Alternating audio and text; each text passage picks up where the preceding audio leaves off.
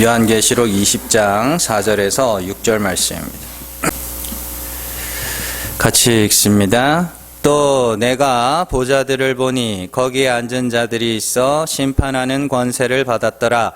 또 내가 보니 예수를 증언함과 하나님의 말씀 때문에 목배임을 당한 자들의 영혼들과 또 짐승과 그의 우상에게 경배하지 아니하고 그들의 이마와 손에 그의 표를 받지 아니한 자들이 살아서 그리스도와 더불어 1000년 동안 왕노릇하니 그 나머지 죽은 자들은 그 1000년이 차기까지 살지 못하더라. 이는 첫째 부활이라. 이 첫째 부활에 참여하는 자들은 복이 있고 거룩하도다.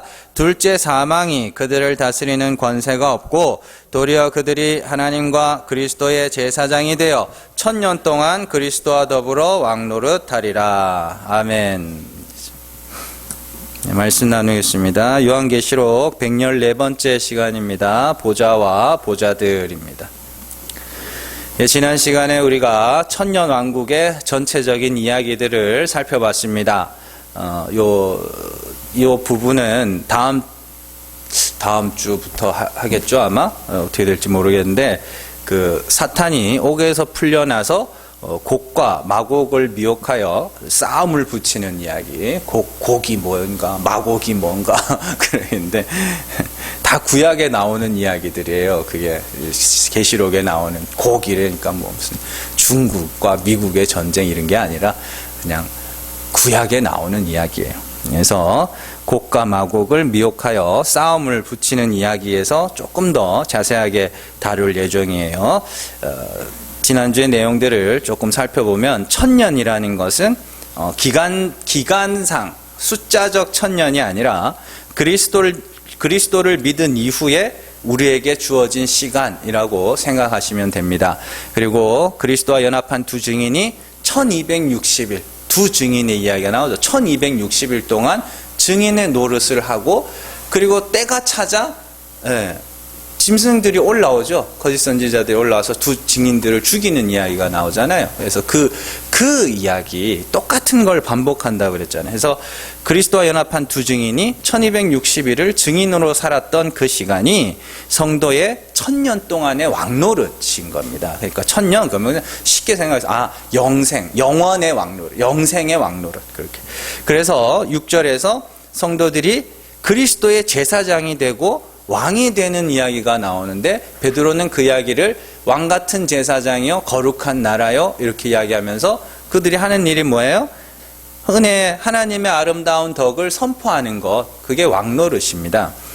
바울 역시 성도는 그리스도의 향기며 어떤 이들에게는 생명에서 생명에 이르는 냄새로, 어떤 이들에게는 사망에서 사망으로 이르는 냄새가 된다. 우리는 그리스도의 향기인데 어떤 사람에게는 생명에서 생명으로, 어떤 사람에게는 사망에서 사망으로 이르게 하는 냄새가 된다라는 것도, 이런 표현들을 너무 감상적으로 우리가 그리스도의 향기를 내야 된다, 그 이야기를 하는 게 아니고, 우리는 그리스도의 도를 전하는데, 죽어야 산다는, 그리스도와 함께 죽어야 하나님이 그리스도와 함께 우리도 살린다는 그 그리스도의 십자가의 도를 전하는데, 그 도가 어떤 자에게는 미련한 것으로, 그죠? 어떤 자에게는 하나님의 능력으로 들린다 그러지 않습니까?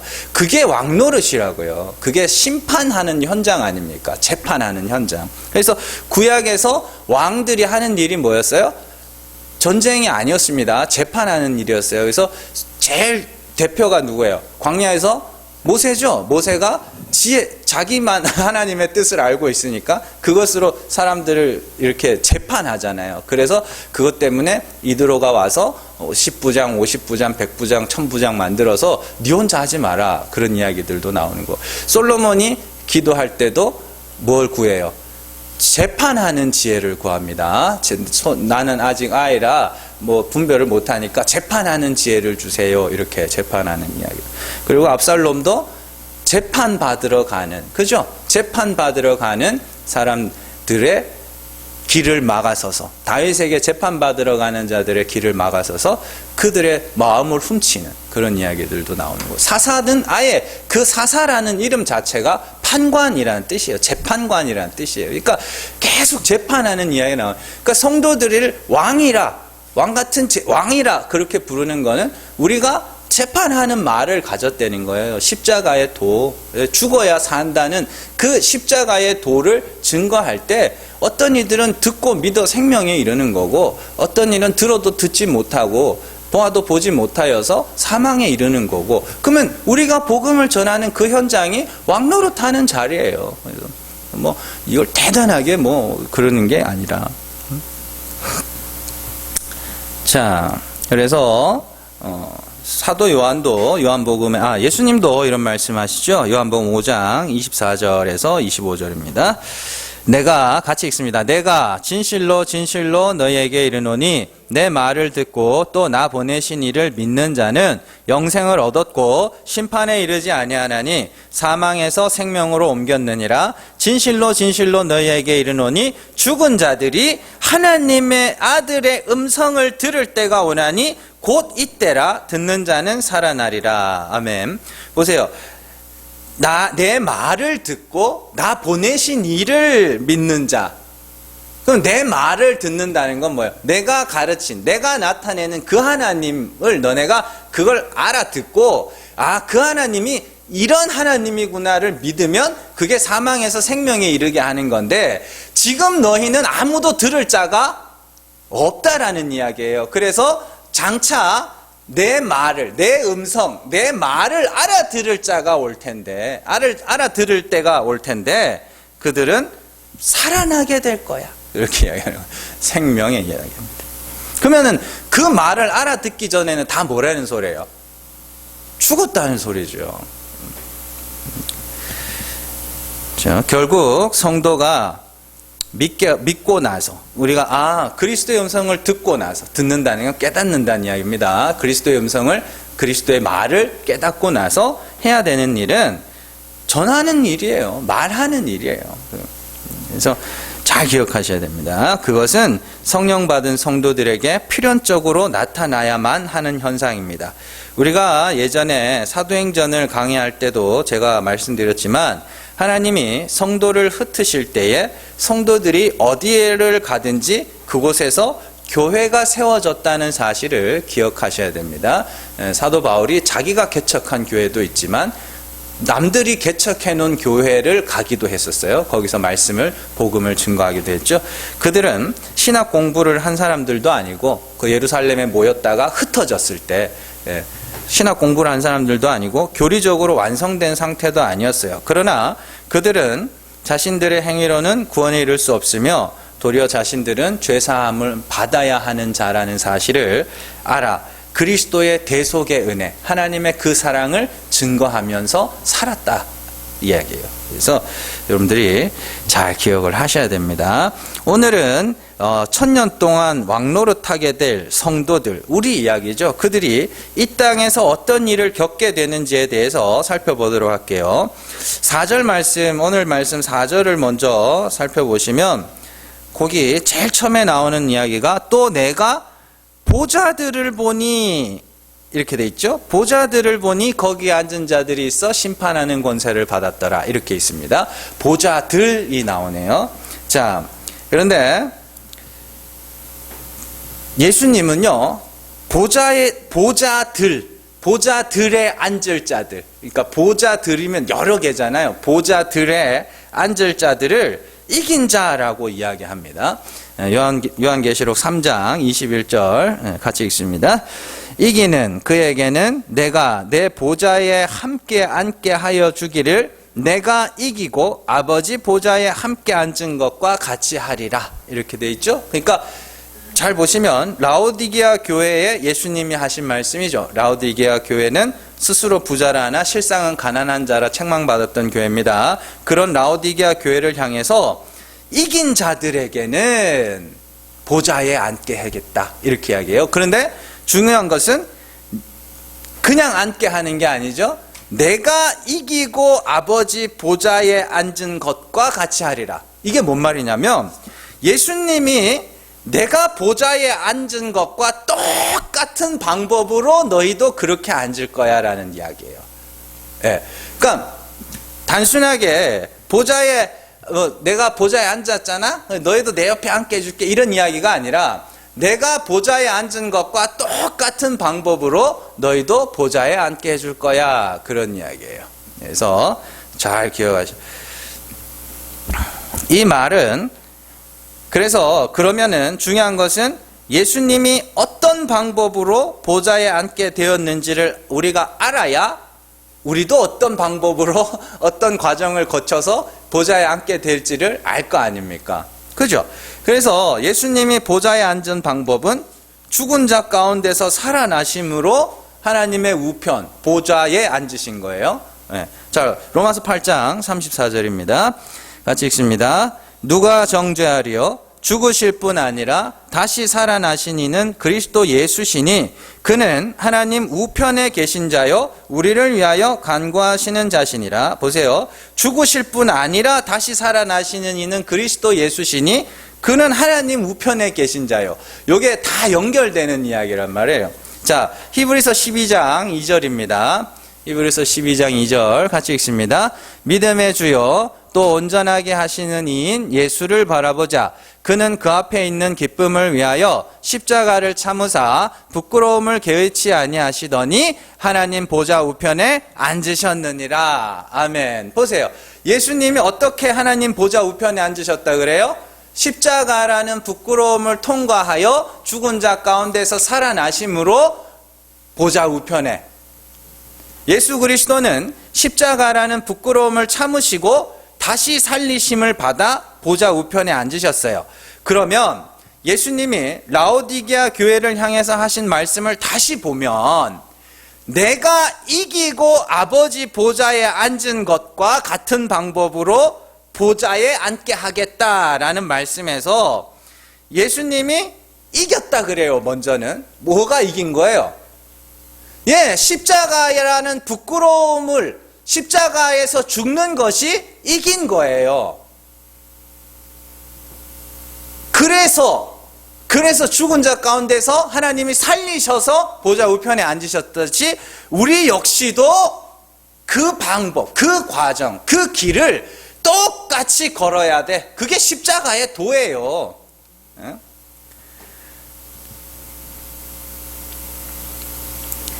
우리가 예수님과 똑같이 보좌에 앉는다는 것은 그리스도와 똑같이 십자가라는 부끄러움을 통과해야 한다는 뜻입니다.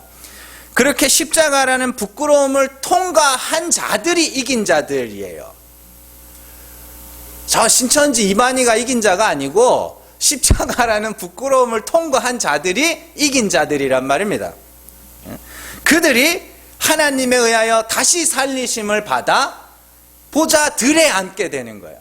그러니까 보좌와 보좌들 이렇게 나오는 이유는 보좌, 제일 처음에 보좌에 앉으신 이는 누구예요? 하나님이죠. 하나님이고 보좌 우편 이렇게 했는데 예수 그리스도가 거기에 앉으시고 그리고 보좌들이 나온단 말이에요. 그건 우리의 이야기예요. 다 그렇게 앉게 될 거다. 그리스도께서 그 길을 먼저 가신 거란 말이죠. 그래서 부활의 첫 열매라고 이렇게 이야기를 하는 거란 말이에요. 부활의 첫 열매면 우리는 둘째 열매, 셋째 열매가 아니고 우리도 부활의 첫 열매라고 그래요. 왜냐하면 똑같은 방법으로 그렇게 앉게 될 거기 때문에. 성경은 그리스도와 같이 십자가라는 부끄러움을 견뎌낸 자들을 그리스도와 연합한 자, 그리스도와 합하여 죽은 자라고 이야기를 하는 거예요. 여기서 우리가 생각을 조금 달리 해야 하는 것은 예수 그리스도의 십자가를 성경이 부끄러움이라고 칭하고 있다는 거예요. 지금까지 많은 사람들이 십자가를 굉장히 멋진 것으로 포장해 왔습니다. 잘 아시죠? 그래서 십자가 지는 삶을 다른 이들을 위하여 희생하는 것 정도로 생각을 했어요. 그게 부끄러운 삶이에요? 그게 부끄러운 거예요? 다른 이들을 위하여 나를 희생하는 게 그게 부끄러운 거냐고요. 고조선의 모토가 뭐예요? 고조선의 모토가 뭐예요? 홍익인간 아닙니까? 널리 인간을 이롭게 한다. 널리 인간을 이롭게 한다는 건 남을 위하여 산다는 뜻이에요. 그건 한 나라의 모토가 될 만큼 그건 값진 일이라 생각하잖아요, 사람들이. 근데 왜 십자가가 그런 의미라면 그게 왜 부끄러운 거예요? 자랑스러운 거지.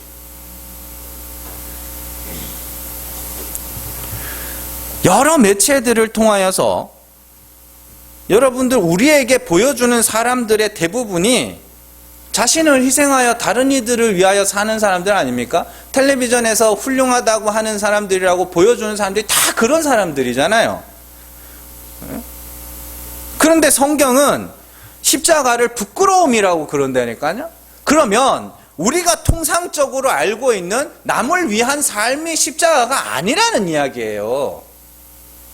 그러니까 완전히 잘못 알고 있는 거예요. 십자가 지는 삶, 그러니까 나를 죽여 다른 사람을 희생하는 거 그게 십자가를 지는 삶이 아니에요. 그런 남을 위한 삶은 온 세상이 박수치는 삶이며 수많은 사람들이 추구하는 삶이며 수많은 사람들이 바라는 삶이에요. 그런데 성경은 그 십자가를 부끄러움이라고 그래요. 그러면 우리는 그리스도와 함께 십자가를 지는 것이 왜 부끄러움이라 하는지를 알아야 되는 것이죠. 자, 히브리서에서 예수님께서 십자가를 지신 이유를 한번 살펴볼게요. 히브리서 10장 12절에서 14절입니다. 같이 읽습니다. 오직 그리스도는 죄를 위하여 한 영원한 제사를 드리시고 하나님 우편에 앉으사 그 후에 자기 원수들을 자기 발등상이 되게 하실 때까지 기다리시나니 그가 거룩하게 된 자들을 한 번의 제사로 영원히 온전하게 하셨느니라. 아멘.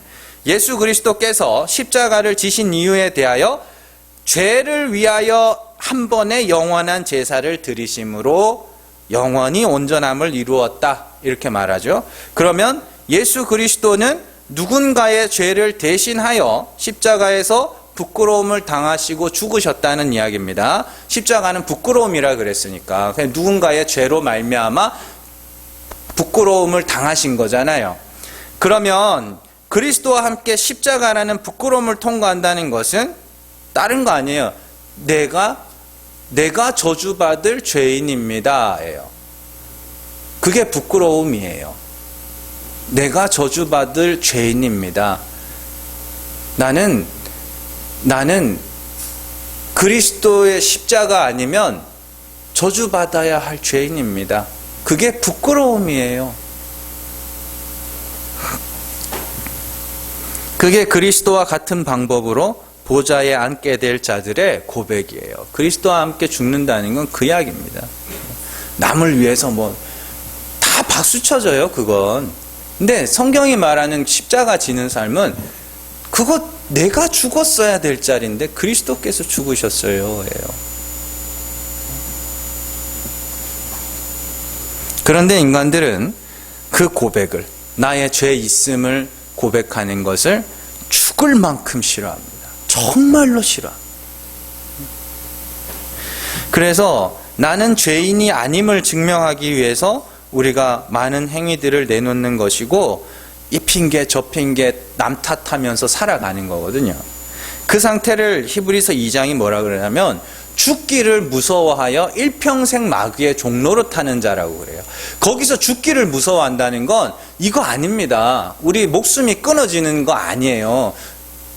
히브리서 2장에서 말하는 죽기를 무서워한다는 건 자신의 죄 있음을 인정하기 싫어서 자꾸만 마귀의 종로로 타는 거예요, 그게. 그러나 하나님이 죽은 자를 살리시는 분이심을 믿게 된 자들은 반드시 그 고백을 하게 되는데 그들이 그리스도와 연합하여 보좌에 앉게 될 자, 그리스도와 똑같은 과정을 거쳐서 보좌에 앉게 될 자들이다, 이렇게 이야기를 하는 것이죠. 그러면 왜 십자가가 부끄러움이라는 것을 알 수 있겠죠. 텔레비전에 나오는 정치인들이나 사람들을 볼 것도 없이 지금 말도 안 되는 일들이 일어나고 있지만 그건 그 사람들 볼 것도 없이 그냥 내 이야기를 해보자고요. 나의 이야기를. 여러분들 얼마나 자신들의 허물과 과오와 실수와 이런 것들에 얼마나 쉽게 그렇지 내가 잘못한 거지 얼마나 쉽게 그거 하고 계세요. 안 하고 있을걸요? 못할걸요? 실제 삶으로는. 근데 하나님이 그걸 하게 하실 거라는 이야기예요. 어떻게든지. 왜냐하면 인간들은 자신들이 죄를 인정하면 졌다라고 생각해요. 저 사람이 막 나한테 뭐라 할 때 그래 내가 그런 사람이야 라고 인정하면 그게 진다고 생각을 해요. 예. 그러나 하나님은 죄를 보게 하시고 자복하게 하시는 분이에요. 그래서 성도는 이 땅에서 이기지 못하는 사람, 더 나아가 애초에 싸울 생각도 못하는 사람으로 낮아지게 돼요. 그게 남은 자들에게 일어나는 일이라 그랬죠, 레위기에서. 그래서 싸울 생각도 못하는 사람. 그래서 이처럼 진 것 같은 자들을 계시록에서는 이긴 자들이라고 말합니다. 왜냐하면 하나님이 죽은 자를 살리시는 분임을 알지 못하는 자들은 죽는 것이 두려운 거예요. 죽음 이후에 부활이 있다는 것을 믿지 못하니까 사람이 죽는 걸 두려워하잖아요. 그러니까 그걸 그림자로, 모형으로 우리에게 준 게 이 목숨 아닙니까? 아니, 죽으면은 천국 간다면서요. 예? 근데 막 죽음이 너무 두렵죠? 너무 무섭죠? 근데 다 죽거든요, 언젠가는? 그런데 이것보다 더 무서운 게 하나님이 우리를 죄를 용서하실 거라는 그 믿음이 없기 때문에 내가 내 죄를 자백하지를 못하는 거예요. 그러나 하나님은 반드시 그 일을 하게 하시는 분이다. 성경이 이렇게 이야기하는 것이죠. 우리 역시 하나님을 아는 빛을 받기 전에는 어두움일 때는 그 고백을 하지 못했고 여전히 내 죄를 자백하고 인정하기 두려워하고 싫어하지만 하나님은 결국에 그 고백을 하게 하시는 분이에요. 하나님이 우리를 자복하게 하기 위하여 쓰시는 방법은 사람마다 다 다를 수는 있어도 하나님은 반드시 택하신 자의 죄와 허물을 보고 십자가라는 부끄러움을 통과하게 하시는 거예요. 그게 이기는 거예요. 십자가라는 부끄러움을 통과하는 게 이기는 거라고요. 그게. 그러면 마귀는 뭐 하겠어요? 십자가로 못 가게 하는 거예요.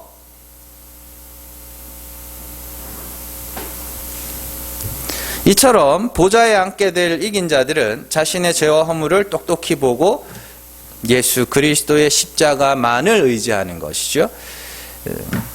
그들이 이 땅에서는 죽는 자들이고 그들이 죽을 수 있는 이유는 하나님이 살리심을 믿기 때문인 것이죠. 여러분들 텔레비전에 정치인들이 잘못했습니다 하는 모습 본 적 있어요? 그 사람들은 귀신같이 알고 있어요. 자기들이 잘못을 인정하는 순간 자기는 다시는 회복할 수 없다는 걸 알고 있어요. 그래서 그들이 기껏해서 하는 말이 유감입니다. 유감입니다. 조금 미안한 마음은 있어 이런 뜻인데 유감입니다. 계속 그런 말만 하죠. 세상은 그래요. 정말로. 세상 사람들이 여러분들한테 막 네가 잘못했다 해라. 막 잘못했다고 하라고 막 그러잖아요. 그럼 함부로 그렇게 인정하지 마세요. 절대 다시는 못 일어납니다. 세상 사람들이 여러분들을 용서하기 위해서 잘못을 인정하라 그러는 게 아니고 여러분들 짓밟기 위해서 말하는 거예요. 어쨌든 그래서 그냥 그러면 어떡하겠어요? 자기가 잘못했다는 느낌을 하면 되는 거고. 자, 하나님이 죽은 자를 살리시는 이심을 믿지 못하면 절대 못 죽습니다. 그게 행함이 없는 믿음이잖아요. 예? 네가 예수를 믿는다, 하나님이 죽은 자를 살리시는 이심을 믿는다라고 하면서 왜 네가 죽은 자임을 알지 못해? 그게 행함이 없는 믿음이에요. 그러니까 결국에 우리가 이긴 자, 내가 살았다라는 증거는 뭐예요? 나는 죽은 자입니다 라는 고백이, 그게 내가 살았다라는 증거예요. 그렇게 자신의 죄를 자복하여 죽고 하나님의 다시 살리심을 소망하는 자들을 성경이 거듭난 자다, 중생한 자다, 오늘 말씀에 나오는 첫째 부활에 참여한 자다, 이렇게 이야기하는 거예요. 구약의 이 거듭남에 대해서 잘 설명한 곳이 있습니다. 시편 71편 1절 2절 같이 읽습니다. 여호와여 내가 주께 피하오니 내가 영원히 수치를 당하게 하지 마소서. 주의 의로 나를 건지시며 나를 풀어주시며 주의 귀를 내게 기울이사 나를 구원하소서. 20절입니다. 우리에게 여러 가지 심한 고난을 보이신 주께서 우리를 다시 살리시며 땅 깊은 곳에서 다시 이끌어 올리시리이다. 아멘. 잘 보시면 시편 71편 내용인데 1절 2절에 보면 여호와께 피한 이유가 뭐예요? 다윗의 시편인데 여호와께 피한 이유가 뭐예요? 수치를 당하였기 때문에 피한 거 아닙니까? 여호와께 내가 부끄러움을 당하여 여호와께 피하였으니 다시는 이 일들을 겪지 않게 해달라는 거 아닙니까? 그건 부끄러움을 이미 겪었다는 뜻이에요. 근데 그 부끄러움을 겪었던 자가 20절에 가면 뭐라 그래요? 나를 어떻게 하라 그래요? 살리시며 다시 살리시며 땅 깊은 곳에서 다시 이끌어 올리신다 그러죠. 그러면 우리가 부끄러움을 당하는 게 뭐라는 소리예요? 죽는 이야기예요. 우리가 부끄러움을 당한 게 땅의 깊은 곳에 묻힌 거예요. 죽는 거예요. 그게 그 자리에서 뭐 하라 그래요? 다시 살려주세요. 영원히 수치를 당하지 않게 해주세요. 그럼 우리는 이 땅에서 뭐 하는 거냐면 수치를 당하고 가는 거예요. 부끄러움을. 첫째 부활에 참여했다는 것은 그들이 땅에서 수치를 당했다는 뜻이며 동시에 하나님의 다시 살리심을 구하였다라는 뜻이에요. 그런데 제가 이렇게 말씀을 드리면 그러면 내가 다시 살았나?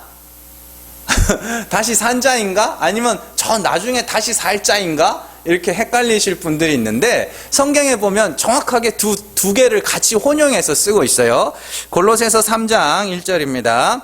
같이 읽습니다. 그러므로 너희가 그리스도와 함께 다시 살리심을 받았으면 위의 것을 찾으라. 거기는 그리스도께서 하나님 우편에 앉아 계시느니라. 고린도서 4장 14절입니다.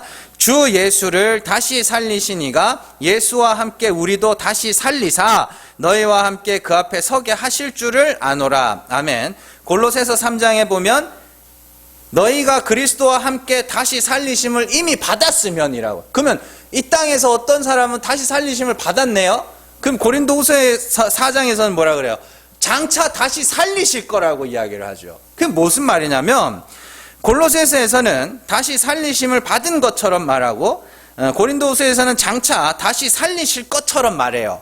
이러한 시제상의 차이는 그리스도와 함께 죽은 자들은 하나님이 반드시 다시 살릴 거기 때문에 반드시 될 일이기 때문에 이미 되었다라고 이야기하는 거예요. 그러니까 우리가 거듭났다, 중생했다는 증거는 나는 죽은 자입니다라는 고백이에요. 그게 있으면 그게 다시 산 자라니까요. 왜냐하면 그 고백이 있는 자들을 다시 살리실 거니까, 반드시 살리실 거니까. 그래서 이미 받았다라고도 하고 장차 받을 거라고도 이야기를 하는 겁니다. 그러면 우리가 다시 살리심을 받았다, 첫째 부활에 참여했다는 거는 증거는 뭐냐면 내가 죽은 자입니다 라는 고백이에요. 결국에는 그러니까 어려울 게 없어요. 뭐 아버지가 아침에 가면서 오늘 저녁에 아빠가 용돈 줄게 그랬단 말이에요. 그러면 애가 아버지한테 용돈 받기 전까지 뭐라 그러겠어요? 야, 나 돈 생겼다? 아직 안 받았는데. 왜요? 퇴근하면 줄 거거든, 아버지가. 그잖아요. 그러니까 이미 받은 것처럼 그렇게 말하고 다닌단 말입니다. 그리고 이미 받은 것처럼 뭐예요? 그 용돈으로 뭐 할지 계획도 짜고 이런단 말이에요. 근데 그 이야기예요. 하나님이 죽은 자는 반드시 살리실 거기 때문에 우리가 이렇게 죽어가고 있지만 아직 다시 살리심을 받지 않은 것 같지만 다시 살리심을 받은 것처럼 막 이야기를 한단 말이에요. 자, 자주 말씀드리지만 부활, 성경에 나오는 부활, 중생, 거듭남이라는 것은 이전과는 다른 삶이 아니라 죽었다가 살아나는 거가 핵심이라고 여러분들 말씀드렸죠. 신학 서적만 읽고 성경을 보지 않는 자들이 거듭남을 이야기하면서 너는 거듭났다고 하는 자가 왜 그렇게 사냐고 반문하는 사람들이 있는데 그건 거듭남이 아니라 그냥 변화나 개선이라고 하는 것이지, 거듭남, 진짜 거듭남은 죽었다가 사는 거예요. 그러니까 거듭남의 핵심은 죽음에 있는 거예요. 그러니까 죽지를 않으면 다시 살아남도 없다니까요.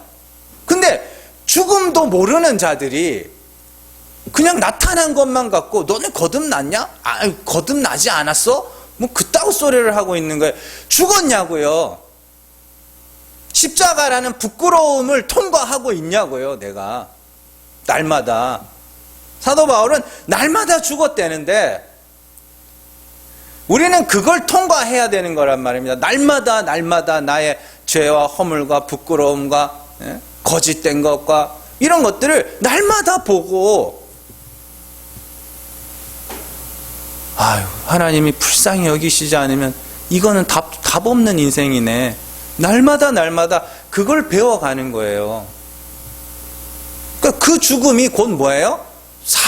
하나님, 그렇게 죽어가는 자들을 하나님이 다시 살리신단 말입니다. 그러니까 내가 죽는 것이 사는 길이에요, 그게. 그래서 예수님이 거듭남에 대해서 말씀하실 때 드셨던 비유가 풀뱀과 노뱀의 비유 아닙니까? 풀뱀에 물리면 어떻게 돼요? 30분 안에 죽습니다. 풀뱀. 과학적으로도 증명이 된 거죠. 이렇게 이 방울뱀 이렇게 이빨에서 독을 탁 요만큼해요. 요만큼해서 피를 이만큼 받아놓으면 피가 젤리가 돼요.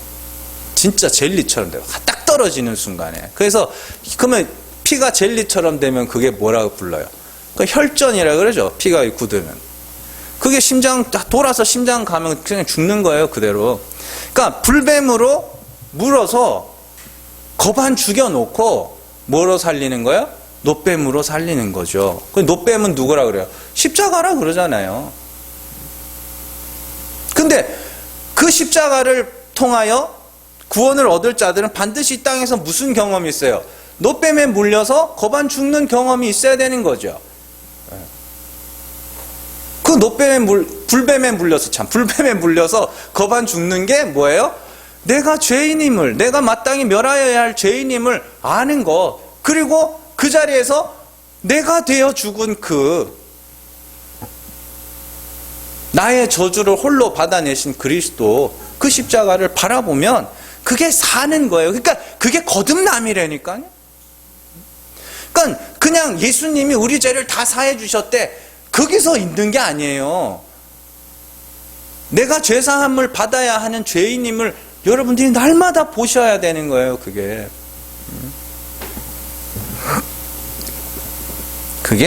거듭남이에요. 그래서 그 거듭난 자를 대표하는 사람이 나사로였잖아요. 그죠? 요한복음 11장 한번 가볼게요.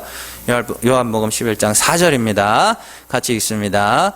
예수께서 들으시고 이르시되 이 병은 죽을 병이 아니라 하나님의 영광을 위함이요 하나님의 아들이 이로 말미암아 영광을 받게 하려 함이라 하시더라. 25, 26절 같이 읽습니다. 예수께서 이르시되 나는 부활이요 생명이니 나를 믿는 자는 죽어도 살겠고 무릇 살아서 나를 믿는 자는 영원히 죽지 아니하리니 이것을 네가 믿느냐. 아멘. 이걸 보고 살아서 믿었는데 우린 영원히 안 죽어야 되는데 이러면서 사기친 사람들 있죠. 다 죽어요. 그 이야기가 아니라 나사로의 이야기에서 여러분들 집에 가셔서 요한복음 11장 한번 잘 보세요. 우리가 이상하게 생각해야 되는 부분이, 예수님이 나사로가 병들었다는 소식을 들으시고 바로 출발하지 않고 그 자리에 이틀을 더 유하세요. 그리고 도착했는데 나흘이 지났다는 건, 죽은 지 나흘이 지났다는 건 그 길이 최소 4일은 걸린다는 이야기거든요. 어쨌든 굉장히 먼 거리인데 예수님이 나사로가 병들었다 함을 듣고 이틀을 더 유하시더라, 이렇게 돼 있어요. 그러면 예수님이 뭐 할 때까지 기다리셨다는 거예요? 죽을 때까지 기다리셨다는 거예요. 그래서 11장 4절의 말씀을 보시면, 자, 이 병은 죽을 병이 아니라, 거짓말 하신 거네요. 그게 아니라 이 병은 하나님의 영광을 위함이요 하나님의 아들이 이로 말미암아 영광을 받게 하려 함이라 하시더라. 이렇게 이 말이 되게 중요해요. 하나님의 영광을 위함이다라는 게 하나님이 어떠한 분인지를 나타내시기 위한 일이라는 뜻입니다. 영광이라는 건 그런 거예요. 예. 영광이라는 건 하나님을 아는 지식이에요. 그러니까 하나님이 어떠한 분인가를 나타내시기 위하여 이 병이 난 거야. 하나님은 은혜의 하나님, 예수께서 나타내신 하나님이 죽은 자를 살리시는 은혜의 하나님 아닙니까? 그러니까 당연히 무슨 일이 있어야 돼요? 죽는 일이 있어야 되는 거죠. 그래서 예수님이 그 말씀을 하시고 이틀을 더 유하신다니까요. 뭐 할 때까지? 죽을 때까지 기다리시는 거예요. 그래서 예수님이 죽은 나사로, 죽은 지 4일이 지난 그 나사로에게 가셔서 뭐 하시냐면 무슨 말씀을 하세요? 자, 예수께서 이르시되 나는 부활이요 생명이니 자, 나를 믿는 자는 죽어도 살겠고도 아닙니다. 죽어서 살겠고요. 죽어서 살겠고 그렇게 죽었다가 살아난 자, 그게 살아서 나를 믿는 자예요. 한번 죽었다가 살아나서 죽어서 산 자는 영원히 죽지 아니하리라. 첫째 부활, 중생에 대한 이야기예요. 죽고 내가 내 죄로 죽고 그리스도로 말미암아 다시 살아난 자들은 영원히 죽지 않을 거야. 그게 오늘 말씀에 나오는 첫째 부활과 둘째 사망의 이야기예요. 그러면 첫째 부활이라는 건 첫째 사망도 있다는 뜻이네요. 그렇죠? 네. 둘째 부활도 있고 그럼 둘째 사망도 있고 둘째 부활도 있다는 뜻이고. 자, 그러니까 성도는 죽어서 사는 자들이. 죽는 게 곧 그러면 뭐예요? 사는 거예요. 그럼 내가 그러면 산 자예요? 죽은 자예요? 그건 막 궁금하시죠? 그럼 뭘로 확인한다고요? 내가 죽은 자임을 알면 그게 사는 거예요. 또한 오늘 말씀에서 보좌에 앉게 될 이들을 나타내는 표현이 예수를 증언함과 하나님의 말씀 때문에 목배임을 당한 자라는 말이에요. 이 말씀도 쉽게 예수를 증언하다가 사람들에게 목배임을 당한 자들이 보좌에 앉게 될 것이라고 해석하는 사람들이 있는데 틀린 말은 아니에요. 목배임을 당할 만큼 예수를 증언한다는 것은 그만큼 그가 그리스도 예수를 가치 있게 여긴다는 이야기 아닙니까? 그리고 목숨 바쳐 그리스도의 복음을 전했다는 말이기도 해요. 그런데 순교자들 중에서는 자기 자존심 때문에 목배임을 당한 사람들도 있습니다. 그리고 성자 숭배 사상이 카톨릭에 만연할 때는 그 성자라는 칭호를 위해서 목숨을 바친 자들도 있어요. 사람들은 그렇게 유명한 자가 되고 싶어하는 자들이란 말이에요. 유명하다는 게 뭐예요? 이름이 있는 자, 하나님 앞에 자기 이름으로서 성자가 돼서 하나님 앞에 가고 싶은 거예요. 그러면 그 사람은 뭐예요? 하나님은 그 이마에 하나님과 어린 양의 이름이 새겨진 자들만 받았는데 자기 이름으로 나가면 그건 죽는 거예요. 그러니까 순교자라고 해서 다 천국 갔을 거라는 것도 맞는 말은 아니에요. 그게 우리가 판단할 건 아니죠, 물론. 그런데 오늘 말씀은 참 요즘 시대에 예수를 증언하다가 목배임을 당하는 사람들이 있나요? 우리나라가 사형을 시행한 지가 30년 가까이 돼갑니다. 1996년인가? 하여튼 그때 마지막으로 사형이 집행이 되고 아직까지 사형 집행을 안 하고 있죠. 30년이 다 돼가고 있어요. 근데 그 사람들도 흉악범들이었는데 다 사형 집행한 사람들도. 근데 이런 시대에 누가 목배임을 당하겠냐고요. 복음을 전하다. 그러면 어디 가가지고 목을 좀 잘라주세요. 이래야 되는 게 아니잖아요. 자, 오늘 말씀을 원문대로 제가 직역을 해드릴게요. 자, 보시면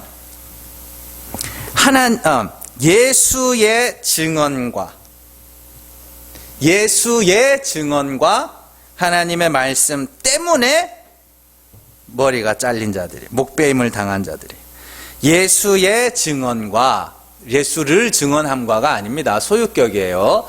예수의 증거와, 증언도 아니고 예수의 증거와 하나님의 말씀 때문에 목배임을 당한 자예요.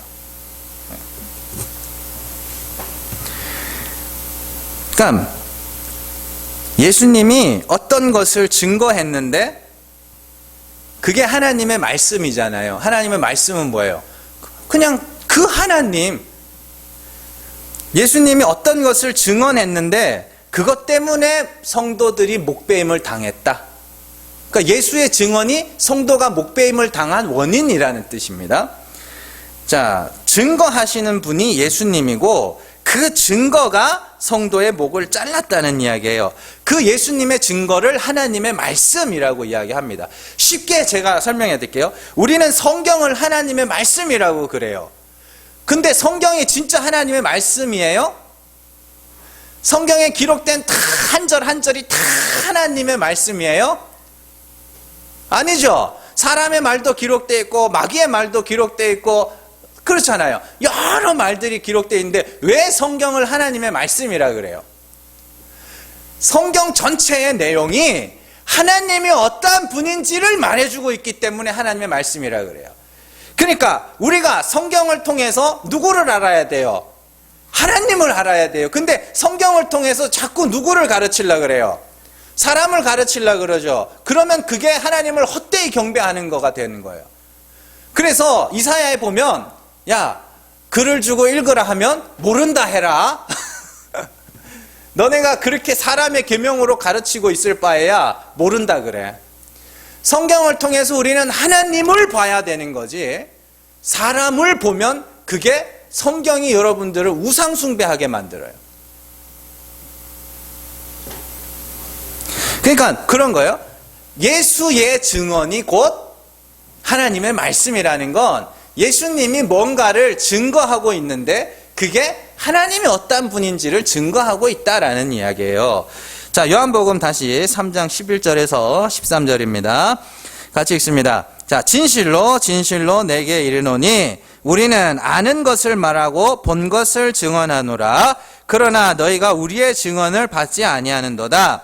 내가 땅의 일을 말하여도 너희가 믿지 아니하거든. 하물며 하늘의 일을 말하면 어떻게 믿겠느냐? 하늘에서 내려온 자 곧 인자 외에는 하늘에 올라간 자가 없느니라. 아멘. 보세요. 우리는 아는 것을 말하고 본 것을 증언한다. 그건 예수님이 아는 것과 본 것이 뭐예요? 하늘에 있는 거. 그럼 그 하늘에 뭐가 있는데요? 하나님이요. 그래서 요한복음 1장 18절에 예수 그리스도를 뭐라 그래요? 아버지 품속에 있는 독생하신 하나님.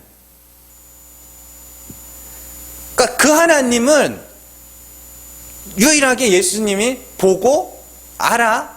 그 하나님에 대하여 증언하고 있는 거예요. 근데 아무도 못 믿더라. 당연하죠.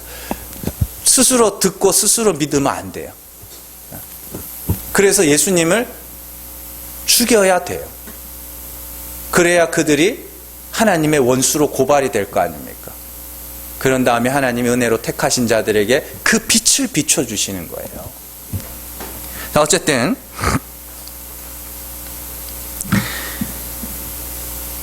그 진짜 하나님, 진리라 그랬죠. 그게 그 진리를 아는 분은 그리스도 예수밖에 없었고 그 예수님이 알고 보고 증언하신 것이 하나님, 그 진리이신 하나님, 참 하나님이래요.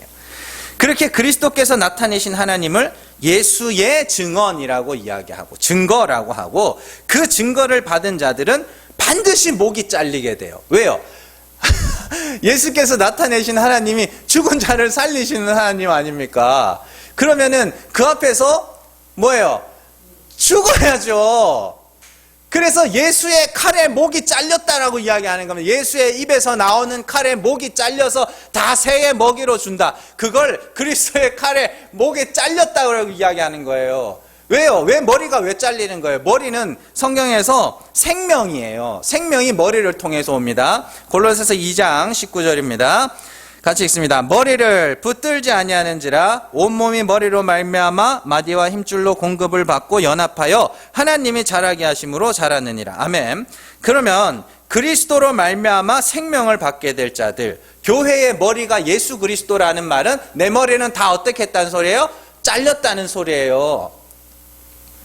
진짜 모가지가 댕강댕강 잘리는 거는 저기 양화대교 옆에 절두산 가면 거기 있고, 그건 카톨릭 성지예요, 심지어. 그런 이야기가 아니라 다 잘려야 돼요.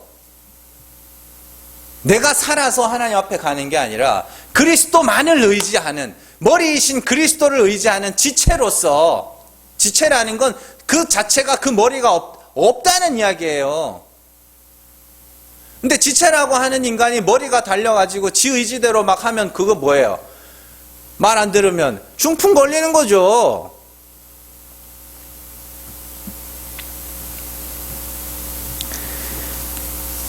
그런 이야기입니다. 오직 주 예수 그리스도로 말미암아 구원에 이른다. 그러면 나는 아무것도 아니네. 그리스도만을 의지해야 되는 자네.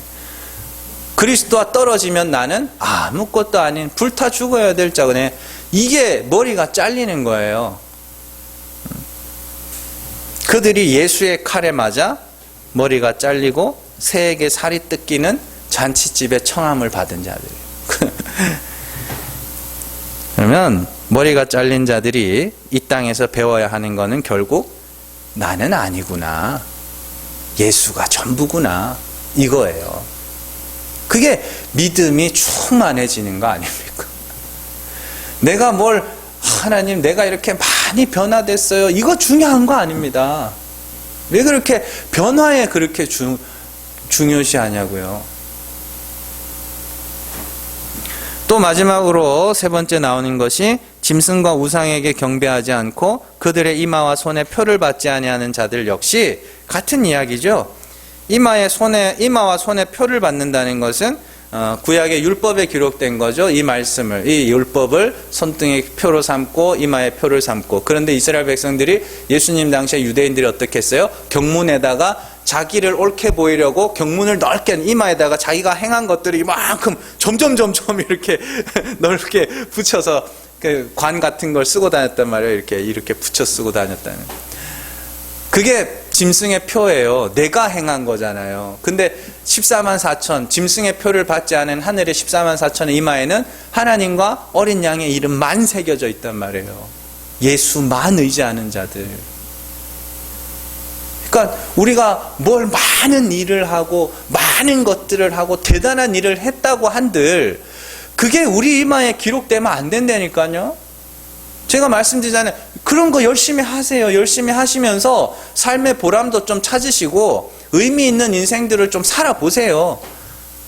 그러나 그것으로 하나님 앞에 내가 의롭다고 자랑하지 말란 말이에요. 그냥 그 순간을 즐기시라고요. 베풀고 사시면서 이웃을 도와주시면서 가난한 사람들을 좀 도와주시면서 그냥 그걸 즐기세요. 그걸 통해서 은혜를 이런 게 은혜구나. 그냥 거기서 충분히 즐기시면 되지 뭘 그걸 갖고 또 하늘까지 가겠다고. 그런 겁니다. 결국 성도가 이 땅에서 당해야 할 일은 부끄러움의 십자가를 통과하는 것이며 머리가 잘리는 것이며 죽어가면서 하나님의 다시 살리심을 받아야 하는 일이에요. 그걸 통과하여 하나님의 보좌들에 앉게 되는 거예요. 그런데 첫째 부활에 참여한 자들만이 둘째 사망, 불못, 영원한 멸망에 떨어지지 않아요. 무적행과 불못은 다른 거라 그랬죠. 무적행은 감옥이라고도 하고, 그죠? 그거는 그냥 하나님이 제어하고 있다, 아직 막고 있다. 이렇게. 근데 이거 이제 다음 주에 살펴볼 내용인데, 사도 바울이 어떤 데서는 한 3일만 복음 전하다가 쫓겨나기도 하고, 어떤 데서는 2년씩 3년씩 복음 전하다가 쫓겨나기도 하고, 그죠? 그 이야기예요. 택하신 자들이, 하나님의 택하신 자들이 딱 건진 받고 나면 그다음 와가지고 또 쫓아내고 하는 그 이야기거든요. 어쨌든 여러분들 부끄러움, 십자가라는 부끄러움을 통과하셔야 돼요. 더 이상 숨지 마세요. 더 이상 핑계 뒤에 숨지 마시고, 원래 죽은 자거든요. 원래 죽은 자예요. 원래 죽었는데 내가 죽은 자임을 그냥 알아갈 뿐입니다. 멀쩡하게 살아있는데 죽으라 이야기가 아니고 원래 죽어 있는 거예요. 원래 죽어 있는데 죽은 것을 알라고 그러는데 뭘 또 새삼스럽게 죽어야지 그러냐고요. 원래 죽어 있는데. 진짜 중요한 거는요, 내가 어떻게 사는가가 중요한 게 아니라 어떻게 죽는가가 중요한 거예요. 저는 요즘에 제가 막 너무 짜증이 나서 하루에도 재난 문자가 벌초하는 것까지 재난 문자가 오니까 너무 황당한 거예요. 벌초 대행 업체에 맡기시는 건 어떻습니까? 이러면서 저희는 벌초할 무덤도 없거든요. 그래서 그럼 이게 뭐야? 너무 짜증이 나서 살펴봤는데, 여러분들 우리나라에 2018년입니다. 2019년에 아직 자료가 안 나왔더라고요. 2018년에 자살자가 몇 명인지 아세요? 자살해서 죽은 사람들이? 13,670명이에요. 자살해서 죽은 사람들이. 2019년 교통사고 건수가 22만 9,600건이고요. 사망자가 3,349명이고요. 부상자가 34만 1,712명입니다. 근데 우리가 이런 것들을 보면서 무서워해요? 여러분들 남자들 자살 비율이 여자들 정확하게 2배입니다. 남자들이 여자들보다 2배 더 자살을 많이 해요. 근데 여자들은 우리가 피해받고 있다고 그러고 있죠. 왜 그런 것 같으세요? 왜 더 위험한 거잖아요, 이런 게. 그런데도 이런 것에 대해서는 우리가 하면서 이거 지금 전염병 이것 때문에 벌벌 떨고 있잖아요. 왜 그럴 것 같으세요? 누군가가 이걸 자꾸 두려움을 불러일으키는 거예요. 그렇다고 막살나는 이야기 아닙니다. 조심하셔야죠. 안 걸리도록. 근데 마찬가지로 우리가 이 땅에서 어떤 존재가 되고 어떻게 선한 사람이 되고 어떤 훌륭한 사람이 되고 그게 중요한 게 아니에요. 내가 죽은 자가 맞나, 그걸 확인하는 게 중요한 겁니다. 우한 폐렴 때문에 막 조심하면서 혹시나 우리 남편 딴 생각하지 않을까, 그런 건 전혀 생각도 안 하잖아요. 남자들 자살률이 2배나 더 높은 나라에서. 진짜 중요한 게 뭔지 아세요? 진짜 중요한 걸 아셔야 돼요. 내가 어떻게 살고 천국 가서 어떻게 상급받고 이게 중요한 게 아니라 내가 정말 죽은 자가 맞나? 나는 하나님이 다시 살리셔야 하는 그런 자가 맞나? 그거를 늘 확인하시면서 하나님의 다시 살리심을 소망하면서 날마다 그렇게 십자가라는 부끄러움을 통과하여 첫째 부활을 경험하는 저 여러분들 되시기를 주님의 이름으로 축원합니다. 기도하겠습니다.